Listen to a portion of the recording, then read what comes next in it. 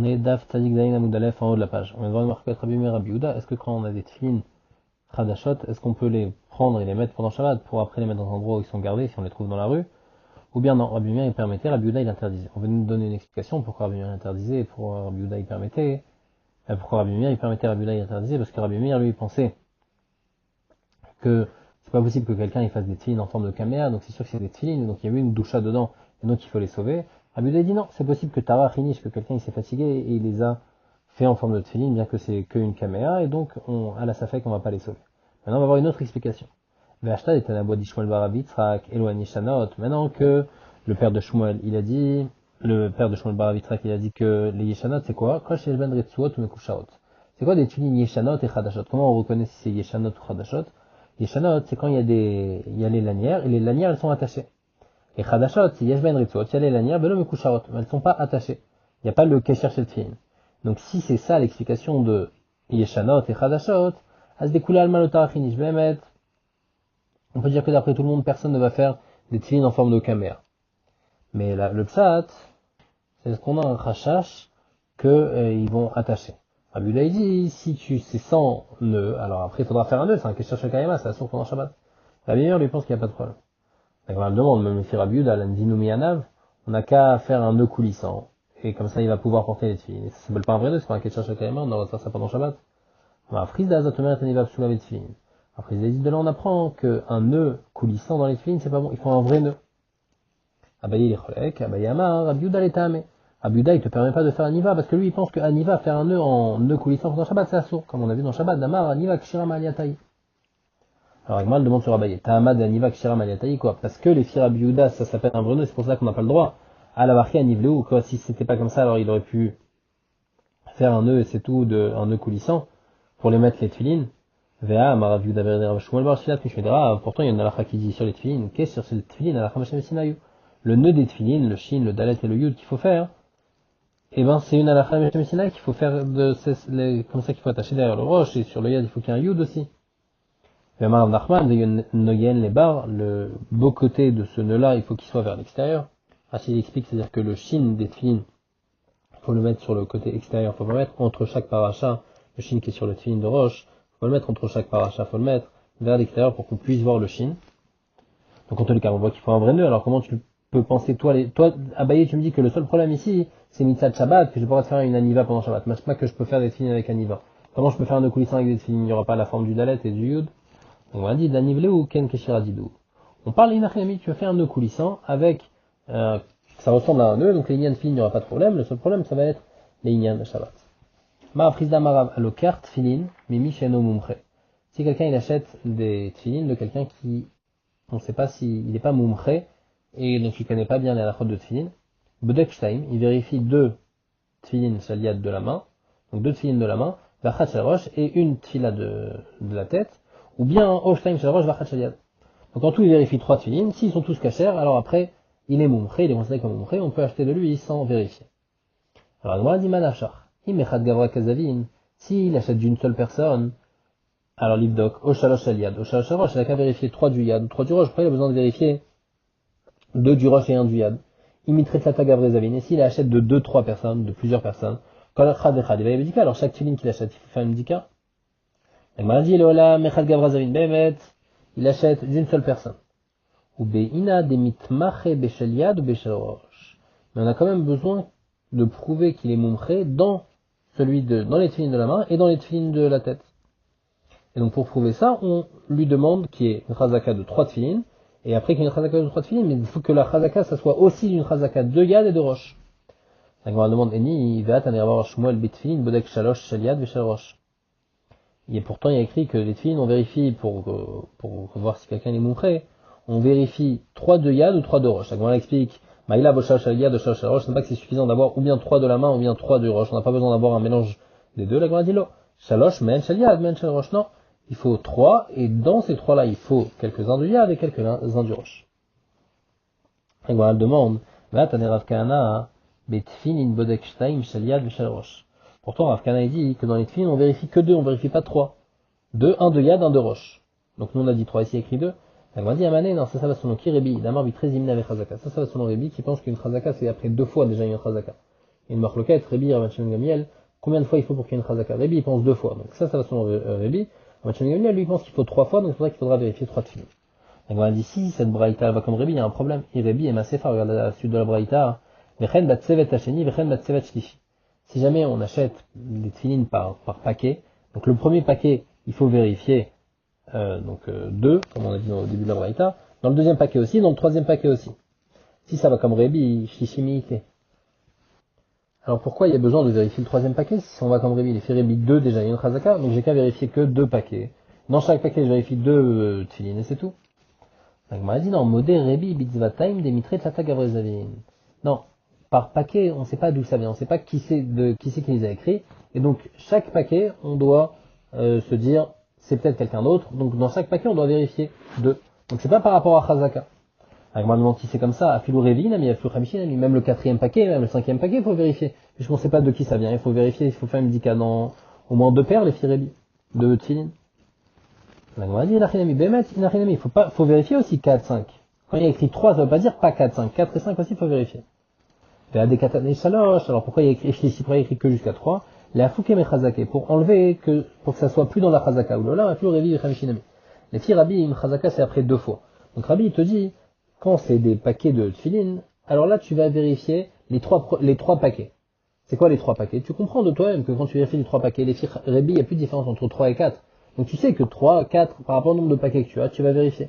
Et c'est ça que Rébi, il a voulu dire que dans les paquets, comme on ne sait pas de qui ça vient, alors chaque paquet, il faut vérifier au moins 2 paires de tefilin, et comme ça, on est sûr que chaque paquet, s'il a été écrit par quelqu'un d'autre, il n'y a pas de problème. Là, on avait dit dans la Mishnah, Metzan Tzvataim au Krichot. Si jamais on a trouvé plusieurs tefilin qui étaient Tzvatim au Krichot, alors on le demande, Ma Tzvatim au Krichot, qu'est-ce que ça veut dire? Amarav Yuda Amarav, En Tzvatim au Krichot. Les deux, ça veut dire la même chose, c'est-à-dire que il y a plusieurs tefilin ensemble, sauf qu'il y a une différence. Zvatim, zouzé, zouzé. Zvatim, c'est 2 par 2. C'est-à-dire une du Gad et une du Roche qui sont ensemble. Donc il y a plusieurs zoug comme ça ensemble, et ils sont tous. Et après, tous ces zoug, tous ces paires de tefilin, ils sont attachés ensemble. Par contre, krichot, c'est quoi? Des krichan tuva. Il y a plusieurs tefilin qui sont attachés ensemble, et il n'y a pas un kesher chacun tout seul. C'est-à-dire dans le premier, c'était le Yad et le Roche, il est attaché chacun ensemble, et après ils sont tous ensemble. Et dans le deuxième, c'est ils sont tous ensemble, il n'y a pas un autre nœud qui les attache. Alors qu'est-ce qu'on a dit dans ce dîner-là de Zatim ou Krichot? Marchi Chaléen, il faut attendre à côté des tefilin et les garder jusqu'à qu'il fasse nuit après Mévian. L'Agmal demande, Vamaï, là il est nous zouk, pourquoi tu fais ça? T'as qu'à prendre une paire de tefilin, la mettre, rentrer, etc., faire des allers-retours jusqu'à que tu aies tout rentré. Amar Vitrak Bered Rav Yehuda Ledim Farshanamine de Abba. Moi je vais vous expliquer qu'est-ce qu'il a dit. Kol Shilou Machnisan Zouk Zouk, vous kalot Kodem Shiatachama. Si jamais on les rentre, paire par paire, on a assez de temps jusqu'à la fin de Shabbat. Machnisan Zouk Zouk, alors fais-le. Veilo, mais si t'as pas le temps, et donc de toutes les façons tu vas pas avoir le temps de faire rentrer tous les tefilin, alors marchi Khalen, reste à côté des tefilin, ou mais viens après quand Shabbat y rentre, alors là tu vas rentrer tous les tefilin directement, puisque c'est la meilleure manière de faire. Et la permission de Chachamim de rentrer, de mettre les tefilin, de rentrer après avec les tefilin, c'est si après il y a plus de temps, mais si là de toutes les façons la personne, jusqu'à la fin du Shabbat, elle n'aura pas eu le temps de rentrer tous les tefilin, alors là elle reste à côté des tefilin, elle attend jusqu'à la fin du Shabbat. On avait dit dans la Mishnah, ou Besakana, Mechassan, Veoler. S'il y a un danger, alors on couvre les tefilin et il part. Agmal demande, Vatania, ou Besakana, Molichan, Pachot, Narbamot. Pourtant il y a écrit que dans un endroit de Sakana, alors il faut les déplacer moins que 4 amot. Donc toujours on marche moins que 4 amot et on pose, moins que 4 amot et on pose et on s'arrête. Ça il y a Akira Anacha, il n'y a pas Avara de plus que 4 amot. Donc on voit que c'est ça qu'il faut faire, donc il y a une série avec notre Mishnah qui dit qu'il faut les couvrir.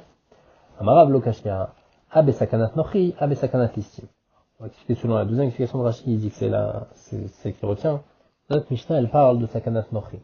Que les goïms, ils veulent pas du tout que les juifs y mettent les tefilin, et donc s'ils vont voir des tefilin, ou si lui, il va commencer à les mettre pendant Shabbat, et il va après marcher avec, c'est dangereux, alors là, il faut pas les mettre, il faut les laisser là-bas, les recouvrir et partir. Et la Braïta, elle parle de Sakanat Listim. On a peur qu'il y a des listim qui vont être là-bas à côté, et qui vont l'embêter. Alors là, on va lui dire, marche moins que 4 amot, et amène-les jusqu'à chez toi, ne reste pas là-bas jusqu'à la fin du Shabbat. Amarle Abaye, et Abaye lui a dit, comment t'as été moqué dans notre Mishnah? Le sakanat of the Gilulim, qu'il y a une sakanat de Goïm. Alors Emma Sefa, regarde juste après la suite, qu'est-ce qu'il dit Rabbi Shimon? Rabbi Shimon Omer, Notnan le Chavero, le Chavero, le Chavero. Alors il va donner à son ami, lui, Rabbi Shimon, il dit, on va vous expliquer après pourquoi qu'il faut pas marcher moins que 4 amot, il faut que donner à quelqu'un d'autre, et après lui encore il donne à quelqu'un d'autre, etc., etc.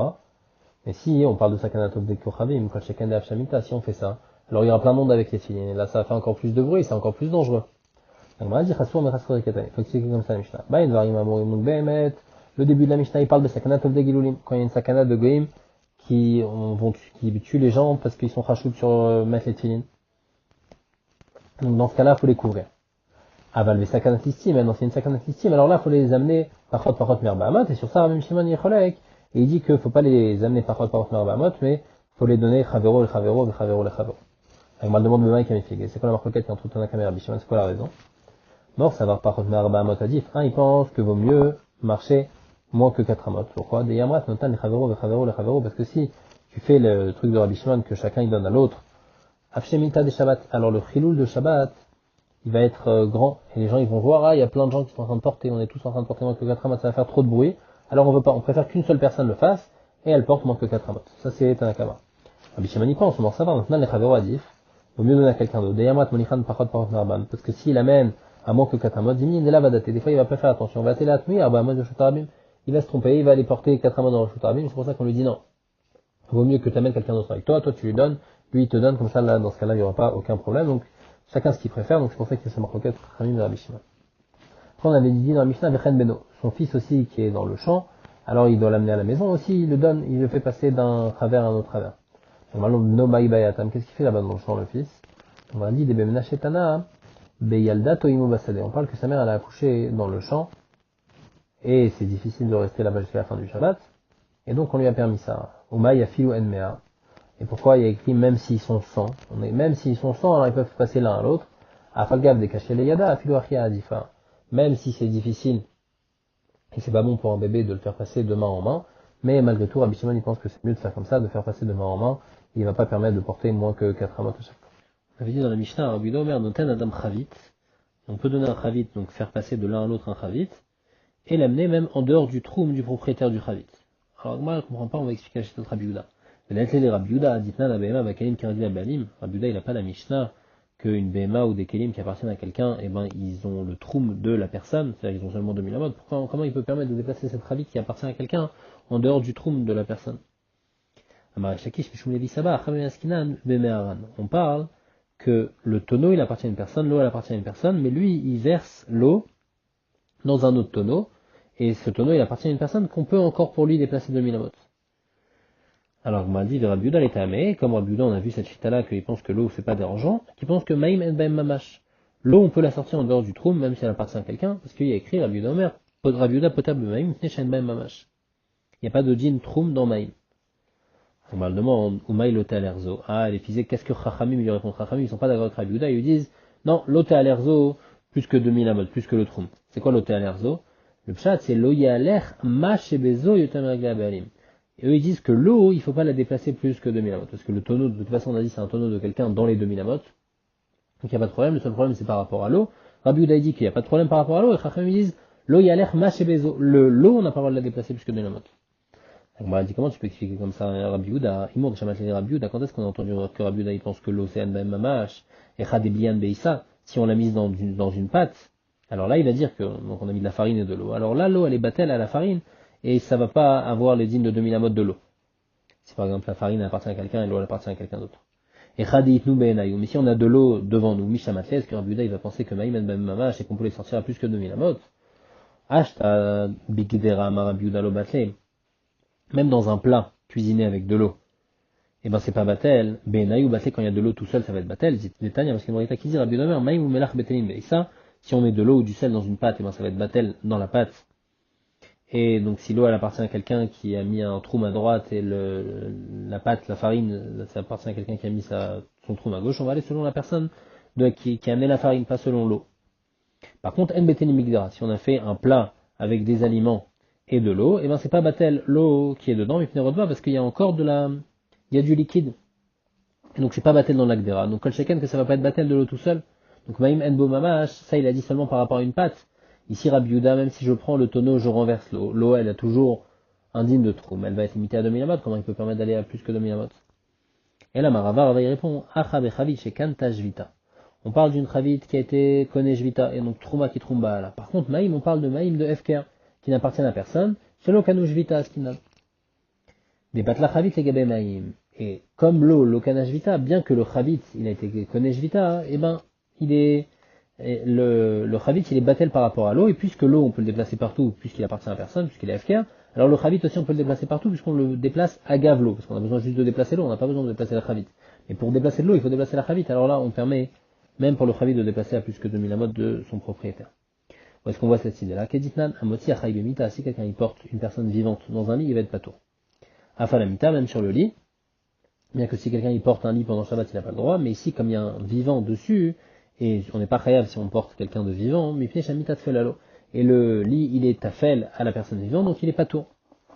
Ou bien aussi, amoti ochalim parchon mikashur bikli, si quelqu'un il porte des aliments moins que le shiur, il y a des shiurim quand on est chayav, à partir de combien on est chayav si on porte des aliments, lui il porte un petit shiur, moins que le shiur d'aliments, dans un cli, patour à la cli, bien qu'il a porté un cli maintenant, il va être patour sur le cli, mais chaque cli tafel parce que le cli il est tafel aux aliments. Et donc c'est comme ça qu'on va expliquer Shitat Rabbi Yehuda. Que Rabbi Yehuda il pense que, puisque lui il veut juste faire passer l'eau, comme l'eau, il n'y a pas de trou puisque c'est de l'eau FK, alors c'est bon.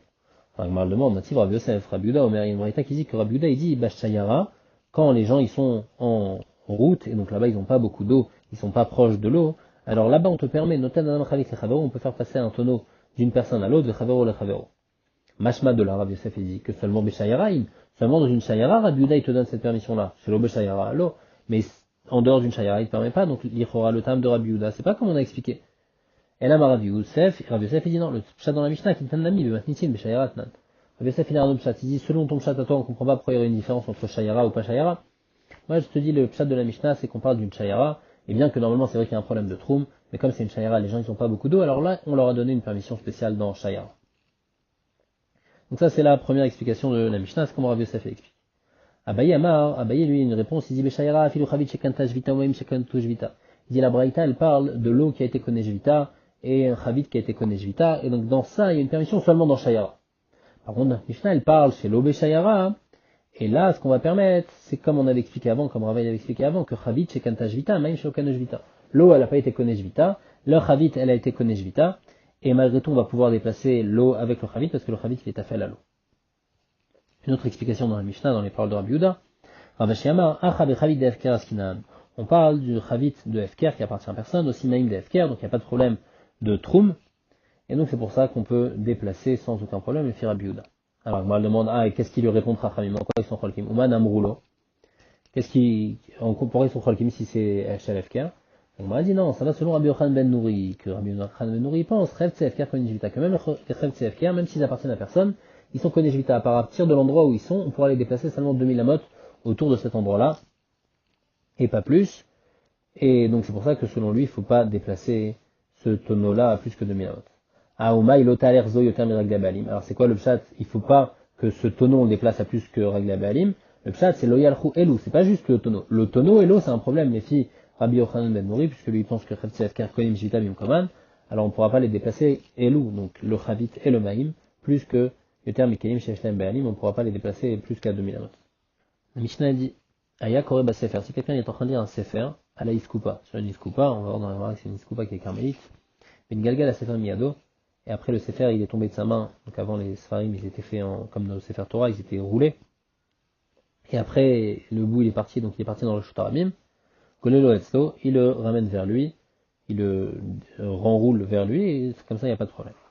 Ayakore Berosh Agag, maintenant par contre il est sur un toit, qui est un Reshut Hayachid, mais une Gaga à Sefer Miyado, et là le Sefer il est descendu, il est tombé dans le Shutarabim, et donc il a toujours un bout dans la main, et l'autre bout il est dans le Shutarabim, alors ça dépend.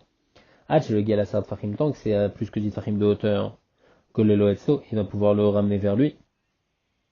On va expliquer dans la Gemara, mais chez Gal à Sard Fahim, si c'est maintenant à moins que 10 Fahim de hauteur, donc c'est quasiment vers le sol, au froid à l'octave, alors là, il ne pourra pas le ramener vers lui. Qu'est-ce qu'il faudra qu'il fasse? Il faudra qu'il retourne le Sefer sur l'octave, pour pas que l'octave il soit vers l'extérieur, pour pas que l'écriture du Sefer soit vers l'extérieur.